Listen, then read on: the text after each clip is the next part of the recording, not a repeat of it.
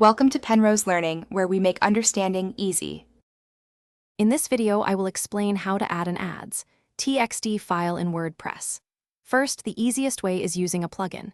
Head over to your WordPress dashboard, go to Plugins, and then Add New. Search for an Ads.txt Manager plugin. Install and activate it. Once activated, you'll find a new menu item, usually under Settings or directly in the main menu. Click on it, paste your Ads.txt content into the provided box, and hit Save. This method is quick, taking less than 1 minute, and requires no technical coding knowledge. For those who prefer a manual approach or can't use plugins, you can add Ads.txt via cPanel or FTP. Log into your hosting account and open cPanel, then navigate to File Manager. Alternatively, use an FTP client like FileZilla. Go to your website's root directory, typically public HTML or www. Create a new file named exactly Ads.txt. Open this new file. Paste your complete Ads.txt content and save your changes. This ensures the file is correctly placed for ad networks to find it.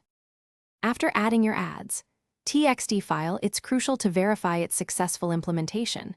Open any web browser and type your website's domain name, followed by a / and Ads.txt. For example, if your site is example.com, you go to example.com/ads.txt. You should see the exact content you pasted into the file. If you see a 404 not found error or incorrect content, double-check your steps. This verification step takes only a few seconds and confirms your ad networks can access it. Why is Ads.txt so important? This simple text file significantly boosts transparency in programmatic advertising. It helps prevent ad fraud by allowing buyers to verify that the sellers of your ad inventory are authorized. By implementing Ads.txt, you protect your brand, ensure legitimate ad revenue, and build trust with advertisers.